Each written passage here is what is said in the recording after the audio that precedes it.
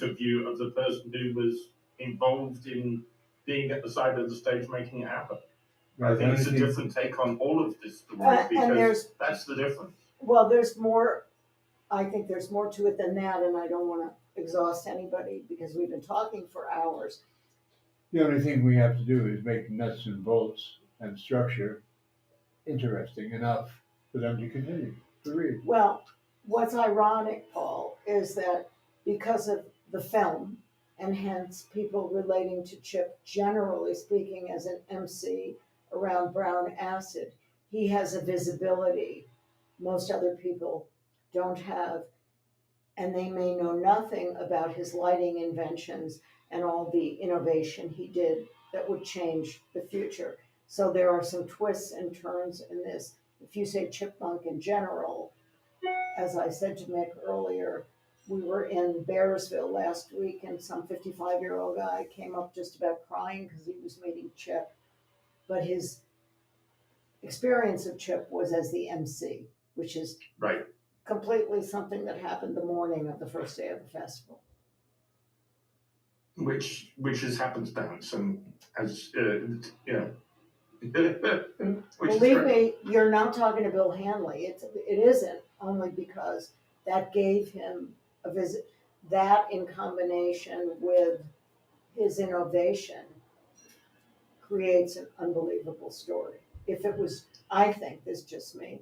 If we were sitting here with Hanley, go ahead. And the thread is, of course, Chip is the thread that weaves all of this together. Right. And it's the untold story of this pioneering effort and genius of one person who has a story that no one has heard yet from probably the late 50s up until, we're going to have to say some arbitrary date, 90s, John Paul II Mass, something like that. Because he did do the Pope, too. Yes. And that was more Not recent. everybody does the Pope and the Stones.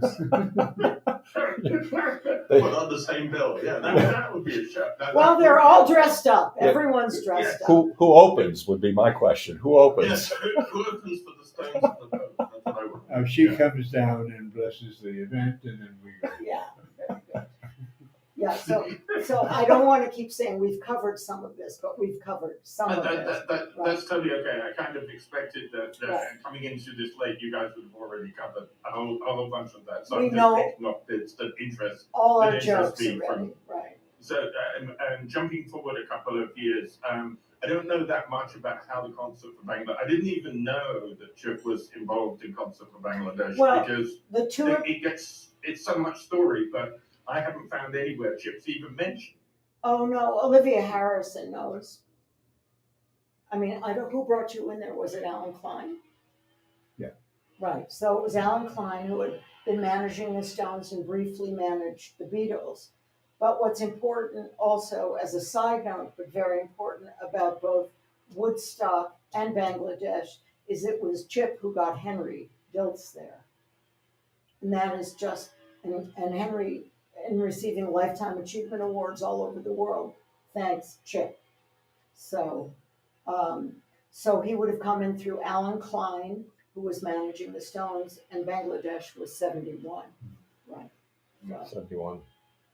Yeah, well, Alan wasn't, quite as frightening as he made out, because he and his two minders, one on either side of him, Alan was telling me what I was supposed to be doing, and I just took a major step towards him, and he backed up. Easy, done. So here are the I'll just mention the subjects, and we didn't cover them all. So we've got the Pope, the Olympics, Broadway, Bangladesh, Fillmore East and West, Speakeasy, your TV show, Woodstock, Miami, Newport, the Village Gate. I'm trying to think of My sandbox. Miriam Makeba. Miriam Makeba. Muhammad Ali Rumble in the Jungle. And I'm sure there's others. Have you lit any presidential things that you haven't told us about? No. Okay. So there's about 10 Falling Asleep on Golda Meir's Shoulder. That's a personal Jewish favorite with Miriam Makeba in Israel. So there's about 10 stories over a 30-year Yeah, period, 30ish or so. which mirror the development and of the lighting that we have come to expect now, but the innovator is sitting here. Yep. Right. And so that for me is kind of the most logical final question to it is, what do you think of it now, Chip? How do you think has lighting got better or is lighting worse? Well, no, it's just play? different. It's going through this phase of flash, flash, blink, blink is the way to capture the audience's attention. It sometimes refines, if not delineates, the group's work, makes the audience, because the arena is totally lit, makes the audience an equal performer or sense of, and it's all on memory for all intents and purposes, so all you have to do is push a button for the next tune. But I'm going to interrupt, which I do frequently, but while we were just on the road at Bethel and then in Woodstock and then in Cleveland, two friends of Chip's who hadn't seen him in a while. One came from Germany, he's the biggest lighting guy in the world, and the other is the Stones lighting guy. And he said they both came to pay homage to Chip.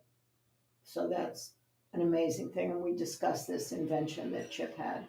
But Ethan Weber, who's the Stones lighting guy, said it used to be that Mick didn't want to light up the audience because everybody was old. Not everybody's old now, but now he wants everybody lit. So it's really lit in a different way. But the story I would tell is it's hard for Chip to go to a concert because he can't just sit there. He has to judge and evaluate everything. And the world's changed. And it's not necessarily criticized, just often. Yeah. Often. Remember. But, right. So, I mean, that's a long, complicated discussion that I think is extremely valid that would require him going to a concert with a bunch of earplugs to really see what the technology is right now. Like I go to concerts all the time, and I just went to see the Stones twice. And Chip, you haven't been to a big concert in a long time, right? Right. So that would be the way to do that. Right. So. Yeah, because for me now, having been to festivals in the past and going to shows now, it now seems very sort of rigid and it doesn't have any feel to it. It's just, it looks great, it happens great, and it sounds great, but it doesn't feel. Right, because it's all computerized.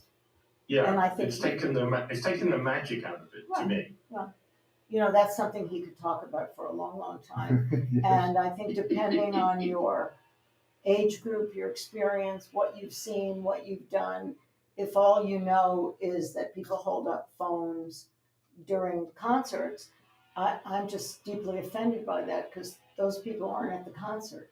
They're with their phone. So it depends the age range of the person you're talking to, who's in the audience, what kind of show it is, and all those other things. But I think to get his point of view, he would need to go to a show and really look at it in a way we are not capable of looking at it. That makes total sense to me. It just now seems very mechanical now. It's very no, it is mechanical, but that and stiff. You only think that because you've seen it another way. Yeah, I suppose so. I've only seen it, standing in 3 feet of mud watching the Grateful Dead in England. Right. So one story Chip didn't tell, because we've told these stories so much in the past 2 weeks, was being dosed at Monterey, where he was doing the lighting, and seeing a can of Ronson lighter fluid on Jimi Hendrix's amp, and knowing what was coming. Right. That's one of my favorite stories. Because he knew, despite the fact that everything he saw was red, he would have to somehow change his focus because D.A. Pennebaker was making a movie and Jimi Hendrix was about to light his guitar on fire. I think you can say almost the same thing. That's why I asked Chip about the Dylan appearance at Newport, because he must have known, which he said, yes, he knew, but Dylan, the audience didn't. No, the audience didn't know. And my recollection was that it was at night, but I don't know if it was during the day or not. I think it was day. It was daytime, so he wouldn't have been lighting it. he would have been probably there, but not lighting it. Well, I was backing up Albert Grossman, who was busy knocking out the what was it? Lomax. Lomax brothers. Anyway. For emphasis about how strong management was in fact. Right. So I think there's lots of stories that are both, as Mick and I and Chip have discussed, incredibly technical, but they're sidebar stories with cultural, political, social, musical aspects woven through. Sort of. It sounds to me you have the right mix of events, and so we can make this into a really interesting book project, I think, an interesting as a crowdfunding project, and I think an interesting way to tell a story. Certainly for me, it's a story that I think most people who are even fairly serious music fans don't know all of the details. I think that's and true. That's the bit that really matters to Right, me. but I think that he doesn't even know what crowdfunding is, and he would hate it. So I'm just letting you know that. Okay. Okay. Just telling you the truth. Okay. That would Not as good never as a wing. work. Right. This Okay. is Mr. Modesty over here. So, yeah. So Okay. the one good advantage is we would have use of any of Henry's pictures without having to pee him. Well, that's Henry. We don't want to do that We again. don't want to do that again. Freudian slip. To pay him without, like $500, but otherwise it's, the pictures are free. So that's amazing because there's a million pictures of everything. Not everything, but certainly Miami and Woodstock and so there's that. Yeah, which is gonna, which I think tells the story that no one's heard, and that's what I want to do this for. That's been from the day I first ran into Chip. When was that? 10 years ago? Yes. I'm so something sorry. like that. It was like this story needs to be told. The person who didn't want to tell the story is him. Yes. Doesn't surprise me. Yeah, well, that's the deal here. So. But that's true. I think of a lot of people who are in production. It's not about them. It's about the stage. It's about the show. It's about everything else other than that. Yeah. Okay. We only notice when the mistake is there, and everybody else just says, "Oh," and don't tell them it's right. Chip said, "Don't say you did a good job because you'll ask for more money." Right. So. Okay. That makes sense. So no thank yous. All right. All right. I don't have other than very excited about doing this part. Very excited about trying to manage this project and bring it into something, which I think we can do. I don't really have any more questions, so I can sense your. Here's what's happening. So after Henry turns 86 next week, Chip will be going back to Australia, and I'm trying. We're discussing what it would take for him to move back to this country to be closer to his daughter and all that. But as I think Mick has seen, the most successful way to have an interview is in person with 3 people. For context, I know a lot of the content. You don't want to talk to Chip on the phone. Doesn't usually work. You don't want to really talk to him now because he's going to be falling asleep in 3 minutes. No, but I'm as, we did, I love that laugh. And, we were just at the Rock Hall and they were all thrilled to meet him. So I think that's just right. And he is a legend and he doesn't know it. But I think more importantly, his contribution to what we've come to expect at any kind of production, whether it's the Pope or Adele or Miriam Makeba, is a story that does need to be told. And in my own experience as an interviewer, people want the inside story. And Chip does not do gossip, and he has great stories anyway, like falling asleep on Golda Meir's shoulder, which, as I said, is one of my favorites. But there's nobody else who can tell the story of Altamont or of Rumble in the Jungle. Most of them are dead. Right. So that's basically what we're dealing with here. And Mick and I are both very serious about this. I mean, we're serious about this kind of cultural history. So absolutely. Yeah. And I think what Chip has done, we go to shows as listeners and fans, and we expect perfection. And that's what we have now come to expect. And I think it's because of Chip. Right, it is. And the absolutely. perfection that's cold that you're talking about was not what Chip brought to it, because it was individualized, it wasn't computerized, it wasn't programmed. There was room for spontaneity. And I watched Ethan at the lighting board and at the Stones. I went to see them twice. And, you know, he never took his eyes off the board, but it's a different world now. So Right. And Yes, it is a different. Yeah. the adaptability is what Chip was able to do, because he explained something which I'd never heard before. And you understood it. Well, I understood some of it, most of it, but how do you light when there's no electricity? And I don't know if anybody has said anywhere. Right. He Did figured with out a supermarket bag and a candle exactly and some sand. a supermarket bag and candles. So And sand. Right. And he's recreating lighting where you have no electricity. Right. In the bush. In the bush, of course. We all go to the bush. And there's chieftains there that expect to see Michaela. So therefore, if your bags are a little too far away from her, you cut a slit in her side, just below the flame, expecting the flame to travel down to that slit. Of course. By the time she's about to finish. Of course you would. Of course. Do, You've got it completely. We knew that. And try and block out the word Safeway. Right. We knew that. Yes, and not project the Safeway onto the back. In those days, there was no logos on those supermarket bags. So, as you can see, we haven't had any laughs here this morning.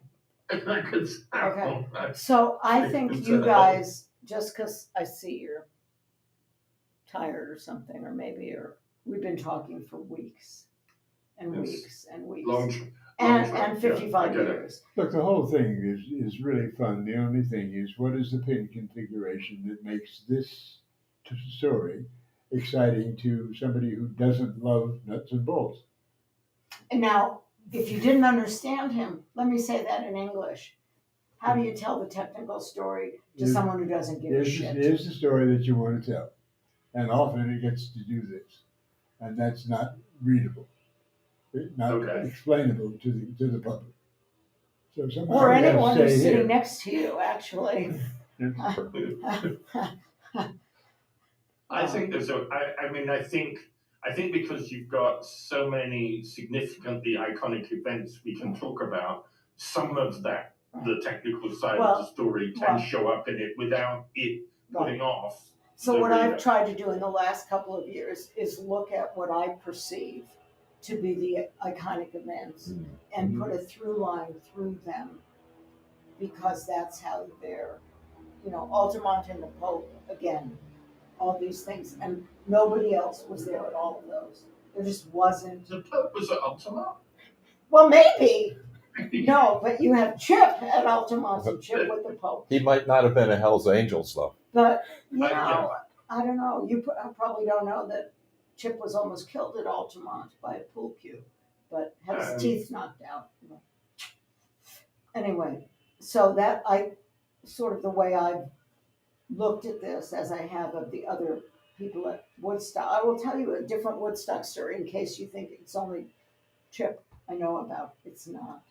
So Bill Hanley, who's the sound guy, and who was 87, isn't just as fucking weird as Chip, but in a less user-friendly way. Just, he walks around, and I'm not lying, carrying cables with him all the time, whether he's working or not. Okay, this is a true story. Am I lying? No. Okay. Yeah. So after Woodstock, they shut down any outdoor events for over 30,000 people, and Hanley had already invested in equipment for large shows. So Hanley spent all his money. He also turned down going with the Beatles after Shea Stadium when they asked him, because he said, sorry, I'm starting a business. What? Anyway, after Woodstock, he bought all this stuff, and he couldn't use it because it was for really large-scale events. So there was a guy on his crew who's still alive in South Africa named David Marks. And the way it was in South Africa under apartheid, if you were having a show in Johannesburg or anywhere else, if it was a show where you had to buy a ticket, it couldn't be integrated. Okay, so the audiences were white. So David Marks and Bill Hanley came up with a scheme, and Bill Hanley sent his equipment to David Marks, who was one of his sound guys, and they gave free shows. So they were shipped over in what were called the Woodstock bins. So Bill Hanley put all his equipment, huge speakers and sound systems, on a plane. They went to South Africa, and all these free shows all over had posters that said, with Hanley sound, and they were free, and those were the first integrated shows in South Africa. So Fantastic. it was really remarkable.